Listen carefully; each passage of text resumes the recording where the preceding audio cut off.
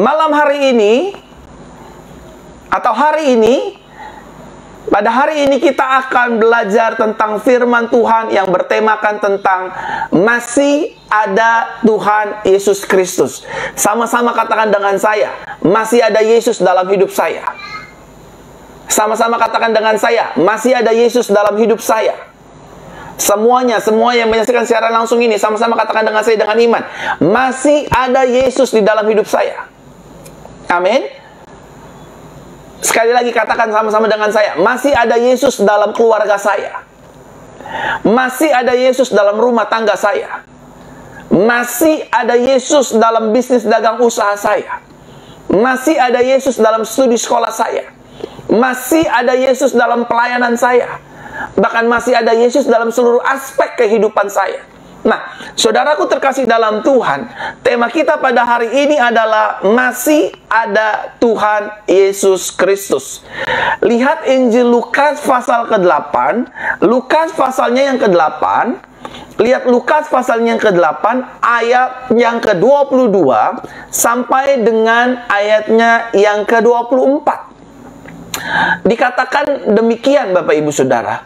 Pada satu hari, Yesus naik ke sebuah perahu bersama murid-muridnya. Yesus berkata kepada mereka, ya garis bawahi, marilah kita pergi ke seberang danau ini. Maka mereka pun berlayar. Jadi mereka berlayar karena memang Yesus yang menyuruh dan mengajaknya. Jadi murid-murid mengikuti gurunya yang bernama Yesus Kristus. Ayat 23. Ketika mereka sedang berlayar, Yesus tertidur. Tiba-tiba turunlah angin topan ke danau dan banyak air masuk ke dalam perahu itu, sehingga mereka dalam bahaya. Lalu mereka mendekati dan membangunkan Yesus, katanya, ayat 24, Rabi, Rabi, yang artinya guru-guru, kita celaka.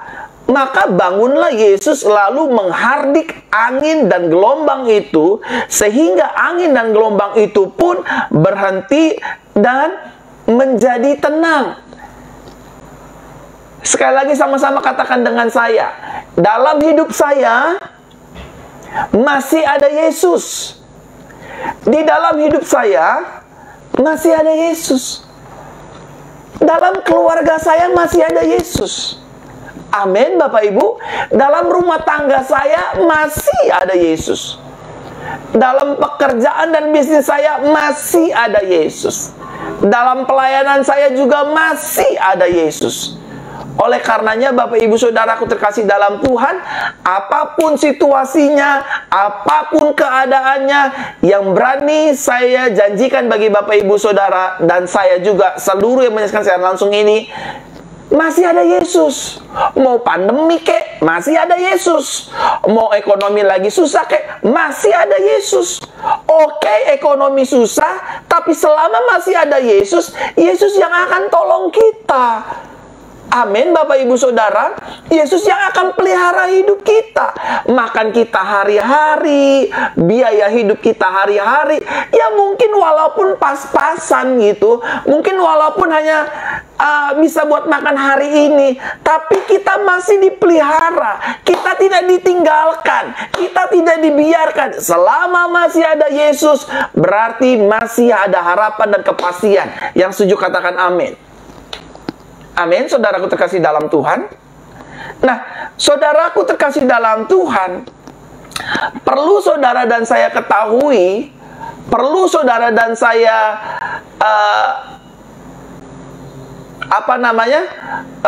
sadari, kita harus mengetahui dan sadari, ketika kita hidup bersama dengan Yesus, ketika saudara dan saya sudah menerima Yesus sebagai Tuhan dan Juru Selamat dalam hidup kita, ketika kita sudah menjadi seorang Kristen, bukan berarti hidup kita bebas dari yang namanya masalah. Setuju, saudara? Ketika saudara dan saya sudah menerima Yesus sebagai Tuhan dan Juru Selamat, ketika saudara dan saya sudah hidup di dalam Kristus, in Christ, dan Yesus hidup di dalam kita, bukan berarti hidup kita bebas dari yang namanya masalah. Amin, Bapak Ibu Saudaraku terkasih dalam Tuhan.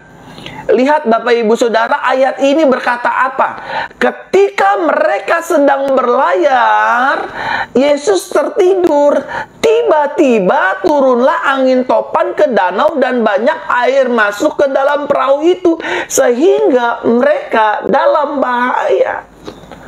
Waktu murid-murid mengikut Yesus, Bapak Ibu Saudara, bukan berarti murid-murid nggak punya tantangan, bukan berarti murid-murid nggak punya pergumulan, bukan berarti murid-murid tidak menghadapi yang namanya tekanan badai kehidupan, tidak mengalami yang namanya badai. Ketika murid-murid berjalan bersama dengan Yesus di atas perahu tersebut, di atas danau, tiba-tiba firman Tuhan katakan, turunlah angin topan ke danau dan banyak air masuk ke dalam perahu sehingga mereka dalam bahaya. Kita lagi enak-enak, kita lagi tenang-tenang, ya kan, seluruh dunia lagi enak-enak, lagi tenang-tenang. Tiba-tiba datang pandemik, tiba-tiba datang virus. Halo Bapak Ibu, Saudaraku terkasih dalam Tuhan. Siapa yang tahu? Kita nggak ada yang tahu. Ada banyak orang di luar sana berpikir, wah kalau saya ikut Yesus berarti saya bebas dari masalah. Kalau saya ikut Yesus berarti saya tidak akan menghadapi yang namanya pergumulan, tantangan kehidupan. Kalau saya ikut Yesus berarti saya nggak sakit-sakit. Saudara, kita ikut Yesus bukan hanya karena kita ingin bebas dari pergumulan. Setiap manusia pasti punya pergumulan. Ayat ini jelas. Murid-murid mengikut Yesus. Bahkan firman Tuhan mengatakan mereka dalam bahaya. Tetapi puji Tuhannya, sekalipun murid-murid dalam bahaya, murid-murid tidak celaka. Amin. Sekalipun murid-murid dalam bahaya, mereka nggak celaka, saudara. Mereka nggak mati kehantam badai atau angin topan. Mungkin seringkali kita menghadapi bahaya demi bahaya dalam kehidupan ini. Tetapi Yesus tolong. Yesus bangun. Di end of the day-nya, pada akhirnya Tuhan akan menolong kita. Rumah tangga kita pasti punya masalah, Bapak Ibu. Keluarga kita pasti punya masalah. Entah anak kita pacaran sama orang gak seiman, entah anak kita jatuh dalam narkoba, entah itu anak kita suka nonton video-video porno, entah mungkin suami kita keselin istri, ataupun mungkin istri ngeselin suami. Dalam hidup ini pasti banyak yang namanya permasalahan, tantangan kehidupan. Tetapi ayat 24, lalu mereka mendekati membangunkan Yesus, katanya, Rabi, Rabi, celakalah kami. Maka bangunlah Yesus. Ada banyak orang ketika menghadapi masalah, dia langsung berkata, aduh mati deh nih gue nih, aduh habis deh nih gue nih, aduh hancur deh nih reputasi gue. Saudaraku terkasih dalam Tuhan, tidak selama-lamanya masalah itu menghancurkan hidup kita. Tidak selama-lamanya sakit penyakit itu menghancurkan tubuh kita. Jangan-jangan ada Tuhan di dalamnya untuk hormat kemuliaan namanya. Bapak Ibu Saudaraku terkasih dalam Tuhan, mungkin ada di antara Bapak Ibu Saudara yang berkena, ya Pak Pendeta nggak ngalamin sih, cuman khotbah-khotbah doang. Saya ngalamin. Saya ngalamin permasalahan, saya ngalamin pergumulan, saya mengalami tekanan, saya mengalami dihianati, saya ngalamin yang namanya difitnah, saya ngalami semua hal-hal yang tidak mengenakan. Tetapi saya meyakinkan diri saya, masih ada Yesus dalam hidup saya, masih ada Yesus dalam rumah tangga saya, masih ada Yesus dalam keluarga saya, masih ada Yesus dalam pelayanan saya. Apa artinya masih ada Yesus? Itu artinya masih ada pertolongan, mujizat, pengharapan yang pasti yang Yesus akan kerjakan di dalam kehidupan saya dan saudara. Yang setuju katakan amin. Tapi suami saya keras kepala Pak, nggak berubah-berubah. Bu, masih ada Yesus. Tapi Pak, ini pandemik begini, dagang bagaimana? Masih ada Tuhan Yesus. Firman Tuhan berkata Yesus datang bawa kelimpahan. Saudara nggak perlu takut. Memang kita punya ketakutan, tetapi jangan berlebih-lebihan. Manusia punya kekhawatiran, yes. Manusia punya ketakutan, yes. Tapi jangan berlebih-lebihan. Jangan dipenjara. Jangan dibelenggu dengan yang namanya ketakutan, kekhawatiran. Karena Tuhan pasti ada di pihak kita. Kita biji matanya Tuhan. Kita adalah ciptaan yang paling berharga. Yesus tidak akan meninggalkan saudara dan saya. Itu garansi dari firman Tuhan. Amin. Saudaraku terkasih dalam Tuhan, hidup bersama dengan Yesus bukan berarti hidup kita bebas dari yang namanya permasalahan dan problematika kehidupan. Dalam menjalani kehidupan ini, maka kita akan bertemu dengan yang namanya pergumulan. Sama-sama katakan dengan saya pasti akan melihat dan mengalami pergumulan. Yang kedua, saya pasti akan melihat dan mengalami yang namanya tantangan kehidupan. Yang ketiga, saya pasti akan melihat dan mengalami yang namanya masalah demi masalah. Tiba-tiba turun angin topan, tiba-tiba datang virus pandemik, tiba-tiba semuanya di lockdown. Kita nggak pernah berpikir sebelumnya ini akan terjadi dalam kehidupan kita. Tapi tiba-tiba itu terjadi. Saudaraku terkasih dalam Tuhan, hidup orang percaya boleh saja dikepung dengan pergumulan. Hidup orang percaya boleh ditekan dengan yang namanya permasalahan kehidupan. Hidup orang percaya boleh ditekan dengan yang namanya tantangan kehidupan. Tetapi firman Tuhan berkata, roh yang ada di dalam kita lebih daripada pemenang. Itu artinya saudara dan saya dimampukan oleh Roh Kudus untuk menghadapi setiap permasalahan, untuk menghadapi setiap pergumulan. Dan pada akhirnya saudara dan saya akan keluar lebih daripada pemenang. Yang setuju katakan amin. Amin, Bapak Ibu Saudaraku terkasih dalam Tuhan. Yesus pasti memampukan kita untuk rumah tangga kita dipulihkan, untuk ekonomi kita dipulihkan, untuk dagangan kita dipulihkan. Yesus pasti mampu memulihkan keadaan kita. Amin, Bapak Ibu Saudaraku terkasih dalam Tuhan. Selama masih ada Tuhan Yesus di hidup kita, di pelayanan kita, di pekerjaan kita, bahkan di seluruh aspek kehidupan kita, selama masih ada Yesus, itu berarti masalah bukanlah masalah. Sama-sama katakan dengan saya, selama masih ada Yesus di hidup saya, maka yang namanya masalah itu bukan masalah. Ngerti nggak saudara? Saya ulangi sekali lagi. Selama di hidup saya ada Yesus, maka yang namanya masalah bukan masalah. Bukan masalah, saudara. Tapi Pak, saya sakit, itu bukan masalah. Nanti Tuhan sembuhkan. Nah, selama masih ada Yesus, maka masalah akan diubahkan menjadi sepenggal cerita untuk kemuliaan bagi nama Tuhan. Wah, dulu saya terpapar virus pandemik, tapi puji Tuhan saya disembuhkan Tuhan. Nama Tuhan dipermuliakan. Wah, dulu saya nggak bisa jalan Pak Pendeta, tapi puji Tuhan waktu saya ikut doa-doa kesembuhan, saya bisa berjalan. Aduh, dulu suami saya keras kepala Pak Pendeta, tapi puji Tuhan saya nggak berhenti untuk berdoa untuk suami saya. Dan puji Tuhan suami saya diubahkan Tuhan. Artinya masalah selama masih ada Yesus, dia bukan masalah, tetapi dia akan menjadi sepenggal cerita untuk kemuliaan bagi nama Tuhan. Yang setuju katakan amin, Bapak Ibu Saudaraku terkasih dalam Tuhan. Amin. Selama kita menyadari bahwa Yesus ada di dalam hidup kita, maka kita akan dimampukan untuk menghadapi masalah tersebut. Sama-sama katakan dengan saya, selama masih ada Yesus, maka saya akan dimampukan. Belum semua, sama-sama katakan dengan saya dengan iman. Selama masih ada Yesus di hidup saya, maka saya akan dimampukan. Dimampukan untuk apa? Dimampukan untuk menghadapi setiap masalah tersebut. Dan bukan hanya dimampukan untuk menghadapi setiap masalah tersebut, kita juga akan keluar lebih daripada pemenang. Aduh Pak, di kantor saya ada masalah, hadapi.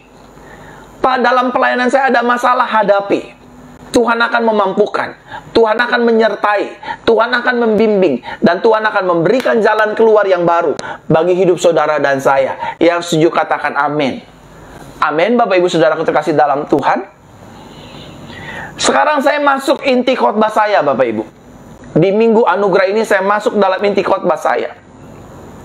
Tapi sebelum saya masuk dalam inti khotbah saya ingin mengajak Bapak Ibu Saudara sekali lagi menaruh tangan kanan di dada seperti ini. Semuanya, taruh tangan kanan di dada seperti ini. Sama-sama katakan dengan saya. Dengan iman, dengan perlahan kita katakan, masih ada Yesus dalam hidup saya.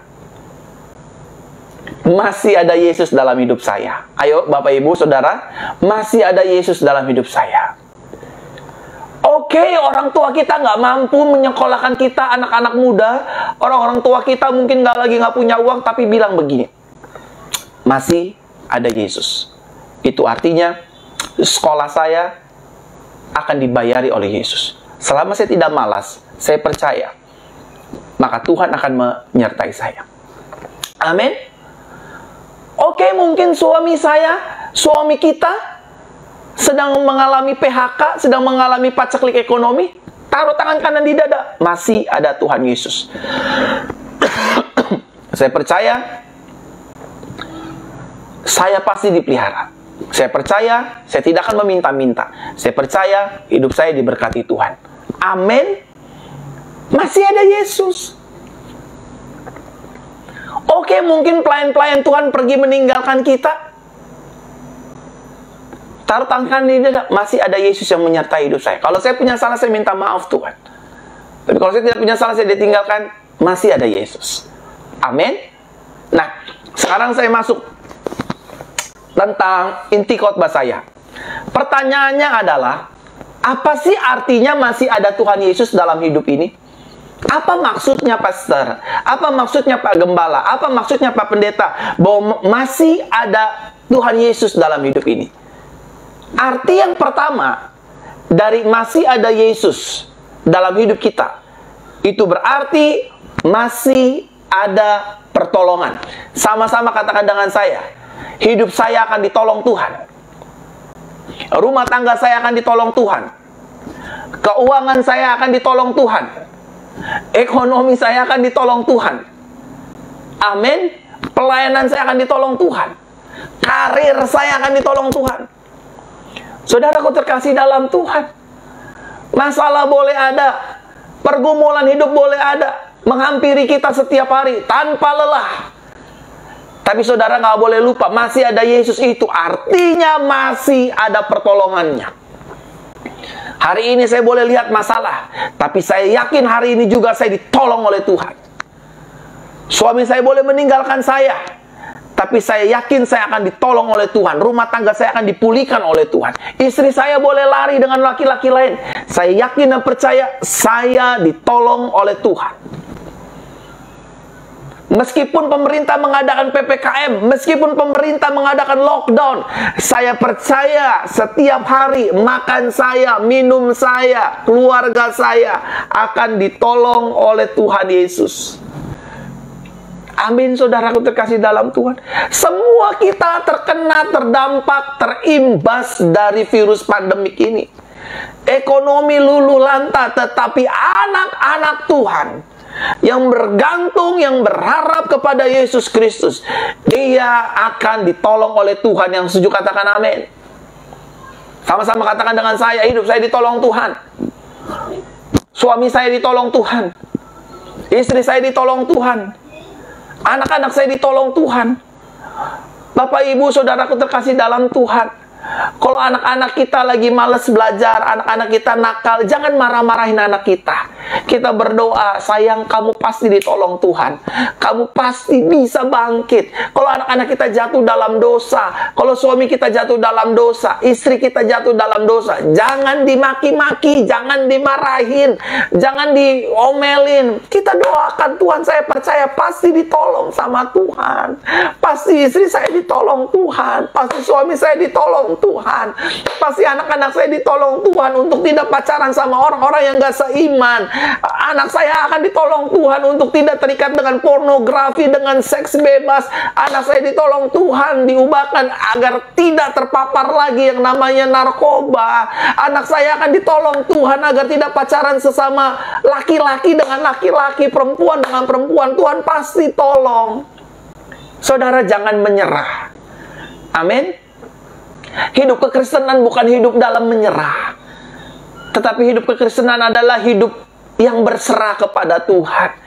Artinya kalau kita menyerah itu artinya saya nggak mampu, Tuhan nggak sanggup tolong, saya udah gagal, saya udah hancur, saya udah berantakan, saya udah nggak berarti Pak Pendeta, saya ini makhluk gagal, saya ini orang yang pernah aborsi, saya ini orang yang nggak berhasil, saya ini yang usahanya bangkrut. Ini orang-orang menyerah.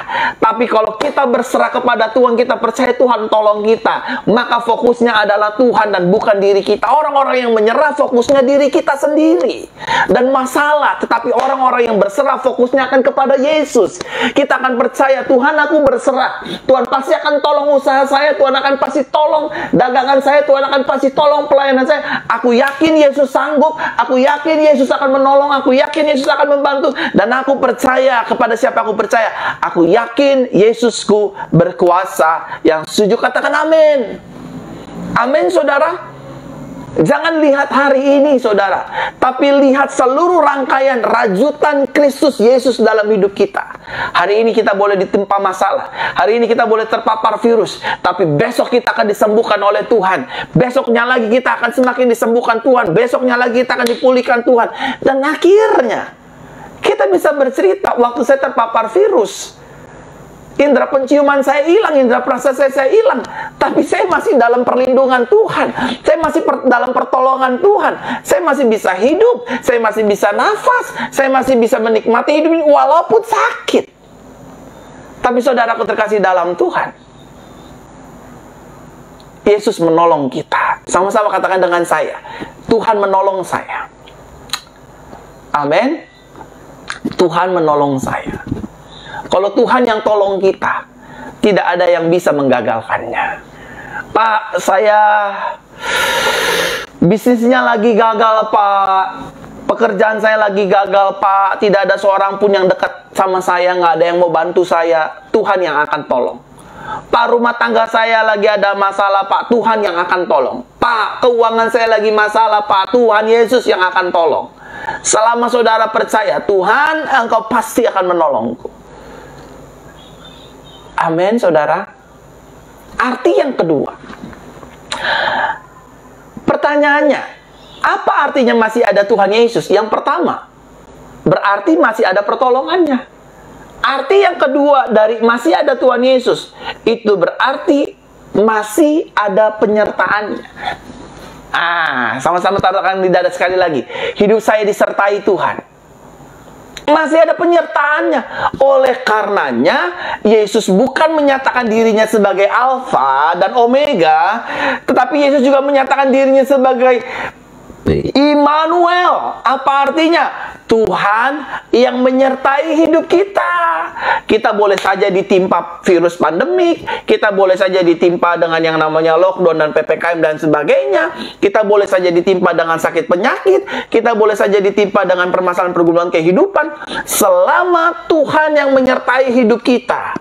Wow, saudaraku terkasih dalam Tuhan, selama Yesus yang menyertai hidup kita, penyakit virus itu akan meninggalkan tubuh kita. Indera penciuman kita akan kembali normal, indera perasa kita akan kembali normal, dan kita akan berkata, kalau bukan Tuhan yang menyertai, maka gue gak akan sembuh, maka saya gak akan sembuh. Orang boleh meninggalkan kita, orang boleh mengkhianati kita, orang boleh menusuk kita dari belakang, tetapi selama Tuhan yang menyertai kita, selama Tuhan yang pegang tangan kita, maka orang gak bisa sembarangan menghancurkan hidup kita. Orang gak bisa sembarangan menghancurkan rumah tangga kita, menghancurkan keluarga kita, menghancurkan reputasi kita, menghancurkan bisnis dagang usaha kita, menghancurkan pelayanan kita. Selama Tuhan beserta dengan kita, we are safe. Kita akan aman in His protection, dalam perlindungannya, dalam proteksinya. Saudaraku terkasih dalam Tuhan, dalam membangun gereja Jesus Christ Church, dalam membangun gereja ini, saudara, gereja kami, gereja penggembalaan saya itu tidak meminta-minta kepada orang kaya ataupun orang miskin. Di setiap ibadah gereja kami tidak menjalankan persembahan, saudara. Kami hanya menampilkan nomor rekening gereja saja, tetapi kami tidak menjalankan kolekte atau persembahan. Dan saya sebagai gembala jemaat juga diperintahkan Tuhan untuk tidak memaksakan perpuluhan kepada jemaat-jemaat untuk mengembalikan perpuluhan di gereja JCC. Saya sebagai manusia biasa, sebagai pendeta, sebagai gembala jemaat, bertanya-tanya sama Tuhan, lalu bagaimana cara menghidupi pelayanan ini? Lalu bagaimana cara menghidupi gereja ini? Bagaimana membiayai uang full timer tiap bulan? Bagaimana Tuhan? Sewa ini bagaimana? Tuhan berkata sama saya, aku Immanuel, aku Tuhan yang menyertai kehidupanmu, menyertai gereja pengembalaan. Saudara, masuk di tahun kedua dan mau tahun ketiga. Sampai hari ini gereja Jesus Christ Church tidak memiliki hutang piutang. Sampai hari ini gereja Jesus Christ Church tidak mengalami yang namanya kesusahan. Saya minta maaf, bukan lagi sombong rohani, tapi saya lagi menyaksikan bahwa dia benar Immanuel. Dia Tuhan yang menyertai. Saudara terkasih dalam Tuhan, kalau saya memberikan nomor rekening di Facebook, itu saya sedang membuka kesempatan untuk jemaat-jemaat yang hatinya digerakkan oleh Roh Kudus untuk menabur. Saya sedang meminta-minta kepada siapapun, saudara. Sampai hari ini, saudaraku terkasih dalam Tuhan, Tuhan menyertai. Mungkin ada di antara saudara yang berkata, emang gak ada orang kaya di gereja Bapak? Ada. Orang kaya di gereja saya ada. Tapi saya jauh lebih percaya Yesus saya jauh lebih kaya daripada orang kaya yang ada di gereja saya. Emang jemaat-jemaat gak beri persembahan? Ada. Tapi saya jauh lebih percaya Tuhan saya pasti sanggup menyediakan segala yang kami perlukan. Wah, waktu tahun pertama saya deg-degan, saudara. Waktu tahun pertama saya deg-degan, bagaimana nih ini bisa menjalankan gereja? Harus bayar uang gedung, kontrak gedung dan lain sebagainya, renovasi ratusan juta dan lain sebagainya. Tapi dia adalah Tuhan Immanuel. Dia yang menyertai. Dia yang menyertai. Waktu saya dikaruniai anak sama Tuhan namanya Lovely Tehila, saya bilang sama Tuhan Yesus, Tuhan, anak ini anak Tuhan yang Tuhan percayakan untuk kami didik, kami bina, kami bawa ke dalam tangan Tuhan. Tuhan yang cukupkan ya Tuhan ya, seluruh keperluannya, seluruh biayanya, dari mulai di rahim sampai dia nanti besar, sampai dia nanti ketemu Tuhan lagi. Sampai hari ini, saudara, apapun yang dibutuhkan Lovely, anak saya, putri saya, Tuhan cukupkan. Saudaraku terkasih dalam Tuhan, masih ada Yesus, artinya masih ada penyertaannya. Sama-sama katakan dengan saya, hidup saya ditolong Tuhan, hidup saya disertai Tuhan. Amin. Tapi Pak, kok saya kerja keras? Kalau memang harus kerja keras, kerja keras kita disertai Tuhan kok. Saudaraku terkasih dalam Tuhan, disertai Tuhan itu jauh lebih dahsyat, saudara, daripada saudara mengandalkan manusia, daripada saudara menyombongkan manusia. Aduh, jangan deh, saudara. Musa sendiri berkata, Tuhan, kalau engkau tidak menyertai hidupku, aku nggak mau jalan sama bangsa ini. Aku takut, saudara. Tapi banyak hari-hari ini anak Tuhan sok berani, sok jago, sok hebat, jalani hidup ini tanpa melibatkan Tuhan, tanpa melibatkan penyertaan Yesus. Saudara, saudara yang sedang berdagang, saudara yang berumah tangga, saudara yang sedang studi sekolah, sedang pelayanan, gembala-gembala jemaat, pendeta-pendeta, bukan mengajar, hanya mengingatkan, pastikan betul seluruh aspek kehidupan kita disertai dan dituntun oleh Tuhan. Amin. Yang ketiga, pertanyaannya adalah, apa artinya masih ada Tuhan Yesus? Yang pertama tadi, masih ada pertolongannya. Yang kedua, masih ada penyertaannya. Dan yang ketiga, Bapak Ibu Saudaraku terkasih dalam Tuhan, arti dari masih ada Tuhan Yesus berarti masih ada pemeliharaannya. Sama-sama katakan dengan saya dipelihara Tuhan. Belum semua, sama-sama katakan dengan saya dipelihara Tuhan. Om tante yang sedang menyaksikan siaran langsung ini, om tante yang sudah punya anak, yang om tante yang usia sudah 50, 60, 70, saya sebagai mungkin anak juga bagi om tante. Om tante nggak usah takut ya, Tuhan Yesus pasti pelihara om tante. Anak-anak dari om tante boleh saja melupakan om tante. Mungkin ada di antara om tante yang, masa Pak Pendeta, saya udah lahirin dia, besarin dia, masa saya mau ditaruh di panti jompo? Shh, om tante jangan marah-marahin mereka. Percaya, Tuhan pasti pelihara saya. Daud berkata sama dirinya sendiri, sekalipun ayahku dan ibuku meninggalkan aku, Tuhan menyambut aku. Sampai memutih rambutku, Tuhan akan memelihara kehidupanku. Halo? Saudara pasti dipelihara oleh Tuhan. Pak, ini lagi ekonomi lagi sulit, Pak, ini bagaimana, Pak? Saudara akan dipelihara oleh Tuhan. Saya mewakili mulutnya Tuhan berkata, saudara akan dipelihara oleh Tuhan Yesus. Caranya banyak. Jangan memetodekan cara Tuhan. Tuhan bisa tolong dari kanan, dari kiri, dari depan, dari belakang, dari timur, utara, selatan. Banyak caranya. Ada lagu berkata begini, saudara.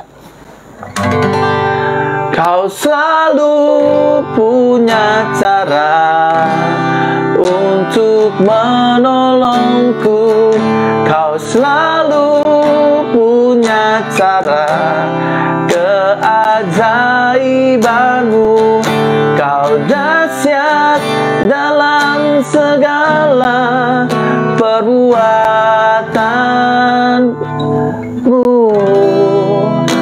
dan ku tenang di dalam caramu. Tuhan selalu punya cara untuk melunasi hutang pihutang kita. Tuhan selalu punya cara untuk merubah hati suami kita. Tuhan selalu punya cara untuk mengubah hati mertua kita yang keras, yang kasar kata-katanya. Tuhan selalu punya cara untuk mengubah hati orang-orang yang membenci kita, yang mengkhianati kita. Tuhan selalu punya cara. Dan Tuhan punya cara untuk memelihara kehidupan kita. Amin. Amin, saudara. Satu kali murid-murid datang sama Yesus, bilang begini, Guru, ini yang ngikut kita ini banyak orang berbondong-bondong. Suruh pulanglah. Cerita yang pertama 5.000 orang.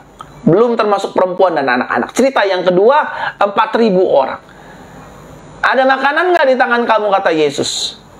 Cuma 5 roti dan 2 ekor ikan. Apa artinya buat 5.000 orang? Yesus ambil 5 roti dan 2 ekor ikan. Yesus mengucap syukur. Terima kasih Bapa atas pemeliharaanmu. Bagikan. Sisa 12 bakul, saudara. Ini bukan hoax. Ini kisah nyata. Sampai hari ini, hampir 2 tahun kita ingin memasuki 2 tahun pandemik ini. Hampir ya, setahun lebih ya. Kita tuh dipelihara Tuhan loh, saudara. Memang sih pemasukannya tidak seperti biasanya, tetapi pemeliharaannya dari hari Senin, Selasa, Rabu, Kamis, Jumat, Sabtu, Minggu, kita dipelihara sama Tuhan. Amin. Buat teman-teman yang ngekos, buat teman-teman yang ngontrak, jangan marah-marah sama Tuhan. Tuhan belum bayar kontrakan, Tuhan belum bayar kos-kosan. Saya sudah bilang di khotbah-khotbah saya yang kemarin-kemarin, ada banyak orang itu tidur di pinggir jalan seperti gelandangan, yang tidak seberuntung nasibnya seperti kita.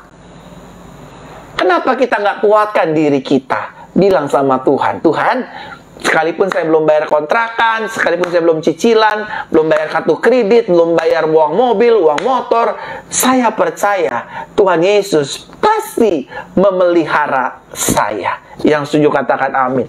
Yang keempat, Bapak Ibu Saudara, nanti saya akan berdoa ya untuk Bapak Ibu Saudara kembali. Pertanyaannya, arti masih ada Tuhan Yesus, apa sih artinya? Yang keempat, berarti masih ada mujizatnya. Sama-sama katakan dengan saya, mujizat Yesus masih ada. Amin. Mujizat Yesus nggak berbicara melulu tentang tubuh yang sakit jadi sembuh. Salah satu bagian dari mujizat adalah memang tubuh yang sakit disembuhkan. Tapi suami diubahkan itu mujizat loh, Bu. Istri diubahkan itu mujizat loh, Pak. Tiba-tiba jabatan kita dipromosikan, itu mujizat. Tiba-tiba ada orang yang memberkati hidup kita dengan makanan, minum, pakaian, dengan uang, itu mujizat. Masih ada Yesus itu artinya yang keempat berarti masih ada mujizat. Jadi hanya orang-orang yang tidak mengenal Tuhan yang pada akhirnya, aduh Pak Pendeta, hidup udah susah, saya mati aja deh, saya hancur aja deh, saya udah ditinggal sama suami saya, lebih baik saya bunuh diri saja. Bodoh saudara, maafkan kata-kata saya. Kalau kita mudah menyerah, kalau kita mudah putus asa, kalau kita mudah stres, kalau kita mudah tertekan, depresi dan lain sebagainya, itu artinya kita menyangkali bahwa mujizat Yesus masih ada. Kita akan ditolong Tuhan kok. Kita akan dipelihara Tuhan kok. Kita juga akan melihat penyertaannya kok. Dan juga kita masih disediakan mujizatnya. Kalau kita sakit, kita bilang, Tuhan, oleh bilur-bilurmu, aku yang sakit sembuh. Pak Pendeta enak sih nggak ngerasain dipapar virus. Ya, saudaraku terkasih dalam Tuhan. Ngerasain kali. Tapi saya percaya saya sembuh. Saya sehat. Saya yakin kok ada Tuhan Yesus. Saya yakin kok mujizatnya masih ada. Setiap saya sakit, setiap anak saya sakit, setiap istri saya sakit, saya panggil sini, saya doain. Saya ambil minyak urapan, saya doain. Dalam nama Yesus, dia pasti sembuh. Dalam nama Yesus pasti sembuh. Dalam nama Yesus pasti sembuh. Dalam nama Yesus pasti sembuh. Saya nggak langsung uring-uringan, saya nggak langsung stres, saya nggak langsung tertekan jiwa saya. Saya percaya masih ada mujizat dalam kehidupan kita. Hari ini, besok, sampai kita mati. Mujizat Tuhan dinyatakan dan disediakan bagi hidup kita. Makanya saya nggak pernah menyerah, Bapak Ibu Saudara. Bikin doa kesembuhan hari Rabu, hari Jumat, doa pemulihan. Saya nggak pernah menyerah. Yang sering kali menyerah adalah jemaat. Pak, saya udah ikutin ibadah Bapak berkali-kali, tapi kok nggak sembuh-sembuh. Jangan nyerah, bos. Ikutin terus. Saya udah ikutin ibadah Bapak, tapi saya belum hamil-hamil. Jangan nyerah. Karena mujizat Tuhan masih ada. Masih disediakan bagi hidup kita hari lepas hari. Amin, Bapak Ibu Saudaraku terkasih dalam Tuhan. Dan yang terakhir setelah ini saya berdoa buat Bapak Ibu Saudara. Arti dari masih ada Yesus Kristus itu berarti masih ada pengharapan dan kepastian dalam dirinya. Sama-sama katakan dengan saya, taruh tangan di dada seperti ini. Masih ada harapan di dalam Yesus. Semua sama-sama katakan dengan saya. Masih ada harapan di dalam Yesus. Amin. Harapan di dalam Yesus tidak mengecewakan. Harapan di dalam Yesus tidak akan sia-sia. Justru sebaliknya, ketika saudara berharap penuh kepada saya, saudara akan kecewa. Sebaliknya, ketika saya berharap kepada jemaat, saya akan kecewa. Jangan satu-satunya harapan kita hanya ada di dalam Yesus. Bersyukur kalau kita punya teman pengacara. Bersyukur kalau kita punya teman hakim yang hebat. Bersyukur kalau kita punya teman pendeta yang hebat. Bersyukur kalau kita punya cici, koko, orang tua kita yang kaya raya, banyak uangnya, tanpa seri. Bersyukur. Tapi selama harapan kita kepada mereka, saudara akan kecewa. Saudara akan mengalami sakit hati. Saudara akan mengalami patah semangat. Karena saudara akan diungkit-ungkit. Kok minta tolong terus? Kok minta tolong terus? Usaha dong. Kok jadi orang malas banget? Nah, ketika kita berharap sama manusia, manusia akan mengecewakan kita. Manusia akan menyakiti hati kita. Tetapi ketika kita berserah kepada Tuhan, Tuhan, aku nggak sanggup Tuhan. Mampukan aku Tuhan. Aku berserah kepada Tuhan. Tuhan tolong aku. Tuhan bela aku. Tuhan sertai aku. Maka aku akan melihat mujizat Tuhan terjadi dalam kehidupan. Aku percaya di dalam nama Yesus. Jadi ada 5 arti dari masih ada Tuhan Yesus. Yang pertama, masih ada pertolongannya. Yang kedua, masih ada penyertaannya. Yang ketiga, masih ada pemeliharaannya. Yang keempat, masih ada mujizatnya. Yang kelima, yang terakhir, masih ada harapan di dalam Yesus Kristus. Amin untuk firman Tuhan.